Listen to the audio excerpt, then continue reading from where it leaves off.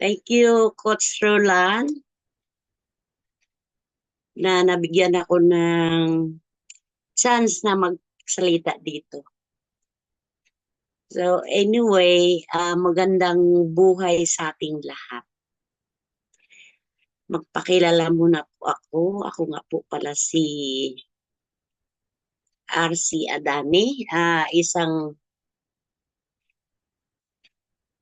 probinsyana. Sambuanga del Norte ako. So, before, ano ba, before na sa hindi pa ako nag-abroad, nagtatrabaho talaga ako. And then, yung pinsan ko, riniper ako na mag-abroad. Pero wala talaga sa loob ko na mag-abroad. Parang ano lang to, parang, ano ba yun, wala sa plano. And agad-agad nakaalis naman ako. Okay naman yung naging amo. Wala namang problema at tumagal din ako sa kanila, sa bahay ako dati. Tumagal din ako sa kanila ng 6 years. And nagbakasyon ako, bumalik, binigyan ako ng amo ko ng release para magtrabaho sa labas para sabi nila hindi nila madagdagan yung sweldo ko. So, yun nga, pinayagan nila ako mag-ano sa labas, magtrabaho. So, ngayon, nandito ako sa labas nagtatrabaho, nandito ako sa Kuwait. At ang trabaho ko ay sa parlor ako, salon, nagtatrabaho. Ah,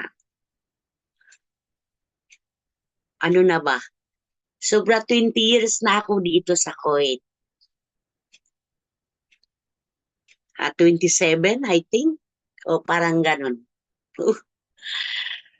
Kalahati ng buhay ko dito na sa abroad. So, walang nakakaalam. Single mom ako, 2 anak. At namatay yung isa, isa na lang yung naiwan, siyempre. So, ah, paano ba ako renifer dito? Ano lang, may nag-message lang sa messenger ko. So, nagtaka naman ako. Sabi ko, sino ba to? Nagme-message sa akin. Araw-araw nagme-message. And tapos, ano, sinagot ko naman yung message. Tapos, ayun nga, tinatanong ako kung familiar sa akin online. Sabi ko, wala talaga akong alam dyan dahil hindi ko naman alam yung online. At saka hindi naman talaga ako nag-online na ganyang negosyo. And then, um, sabi niya, pwede ba ako makausap? And sabi ko nga, pwede naman. Parang pag hindi ako nagkakamali, ako yata yung tumawag sa kanya. Nasa trabaho ako noon, pero pandemic time yun eh. So, maaluhan kami kasi hindi masyado yung customer. And tapos yun na nga, nag-uusap kami, sandali. Sabi ko, inoopera niya ako ng negosyo. Sabi ko, parang hindi ko alam yan eh. Sabi ko ganun, wala akong alam yan talaga. Kahit magkalikot ng cellphone, hindi ko alam eh. Keypad nga lang cellphone ko dati. Kailan lang ako nagkaroon ng touchscreen na cellphone. Dahil hindi ako interesado doon sa mga bagong mga items na yun. Kasi ang iniisip ko, pera lang nga. Siyempre, pumunta ako dito para magtrabaho. Para sa anak ko. Yun na nga. And hanggat sa sabi niya mag-download ako ng Zoom, pinapanood ko yung Zoom. Siguro 3 weeks yata ako nanonood dun. And that time, Katatapos pa lang namin magsweldo, mga kalahati ng buwan, ganyan. So, siyempre, that time wala akong pera. Siyempre, alam niyo namang sa abroad, para ipadala, padala ng padala. So, sabi ko, paano yan, sir? Wala man akong pera ngayon kasi ubos na yung pera ko. Oh, eh, nakasali yata ako. Oo, pagsweldo na namin, katapusan. Yun, nag-umpisa ako sa isa. Buwan-buwan, dalawa. Buwan-buwan, isa. Ganyan. Nakaabot ako ng 6 na account yata yun. Oo, ganun. Iniisip-isip ko, bakit hindi ko pa i-fulfill ko para wala na akong isipin buwan-buwan.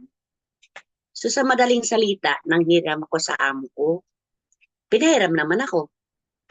Wala naman siyang maraming sinasabi, basta magbabayad ka lang naman eh. Buwan-buwan, kaltasan yung sweldo ko. Tapos, ayun na, kaya nag-15 account ako. Ganun lang kadali yun. Pag gusto mo talaga yung ginagawa mo.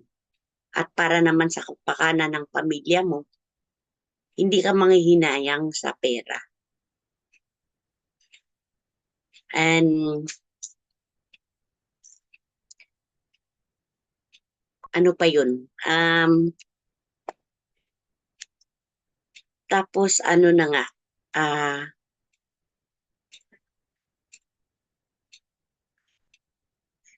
ano ba yung ano pa?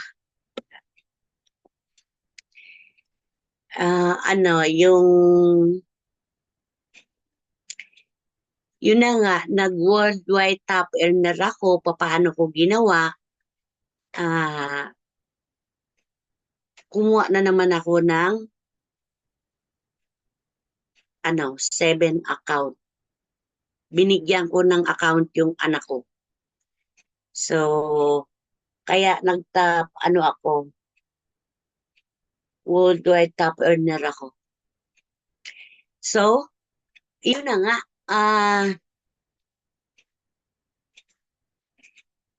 sa likod ng mga awards na yan, may pera yan dyan. Hindi lang natin mapil na yun na nga yung iniisip natin agad-agad, million talaga kukunin natin.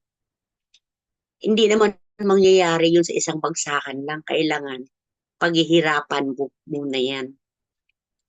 Parang nagtatrabaho ka rin na katulad ng katulad nito, nagtatrabaho ka, kailangan, siyempre, kukunin mo yung quota mo na pagdating ng sweldo mo, malaki yung kikitain. Ang gawin mo dyan, lahat ng trabaho, pag-aaralan mo para lumaki yung sweldo mo. Kasi pag isa lang yung trabaho mo, hindi lalaki yung sweldo mo, lalo na dito sa abroad. So, yun na nga. Ay, mga claimants, kakainis. So, ang ginawa ko dito sa trabaho ko ngayon, lahat ng trabaho dito, inaral ko. Wala naman akong kaalam-alam sa salon talaga. Wala akong experience sa Pilipinas. Hindi ko talaga, kahit manicure, pedicure nga, hindi ko alam dun sa Pilipinas eh. Alam ko lang magupit ng nail cutter sa kuko ko.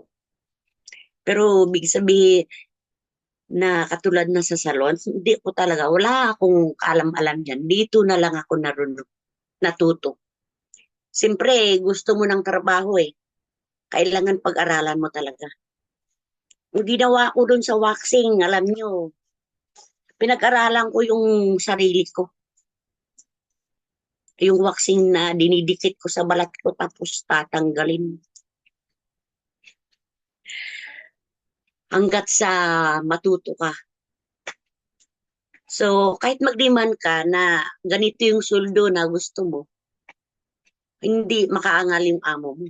Dahil lahat ng trabaho, ginawa mo. So, yun na nga. Ngayon,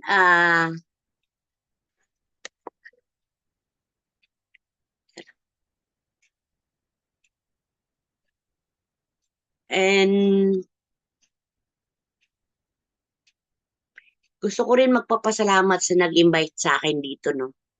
Sa negosyo na to. And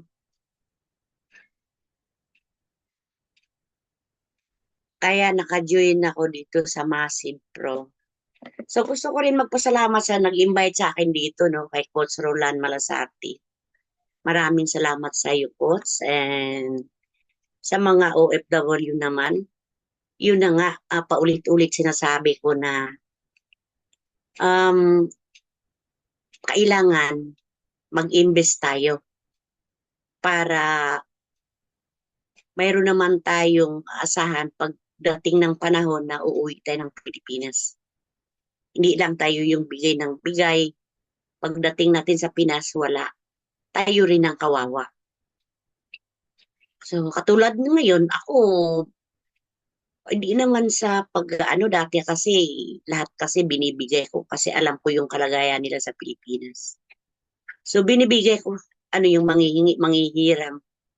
Pero pag sinisingil mo, ikaw pa yung sisimangutan. So, mula noon, di na ako sabi ko, talagang patigasan na talaga to ng mukha. Hindi talaga ako magpapahiram. Tinipid ko na talaga. Magbigay man ako yung talagang hindi na katulad ng dati ba? Dahil naranasan ko din na umuwi ako, naubos. Yung paubos na yung pera mo, siyempre gusto mo may extra pera ka naman eh. Ngayon, manghiram ka, wala kang mahiraman. So sabi ko, hindi pwede to. Kaya sa mga OFW, sana mapag-isip-isip kayo. Dahil hindi man natin alam kung kailan tayo dito sa abroad, no? Pagdating ng panahon, uuwi din tayo sa ating lugar. At at least meron tayong aasahan sa mga pamilya natin at pakinabangan din ng mga nandun sa Pinas. Yung mga product na yan, pwede niyong ibigay sa pamilya niyo sa Pilipinas. So, ah ano po ba yun? Ito na lang ang masasabi ko. Congrats sa ating lahat sa mga may awards. And gusto ko rin magpapasalamat sa mga mentor. Um, Kay Mentor Archie Saplot and kay Coach Gian Balanay and kay Coach Joy Ganungay and kay Coach Roland Malasarte and maraming maraming salamat sa inyo. And good luck sa atin lahat. And God bless po. Bye-bye po. Back to you, Coach Roland.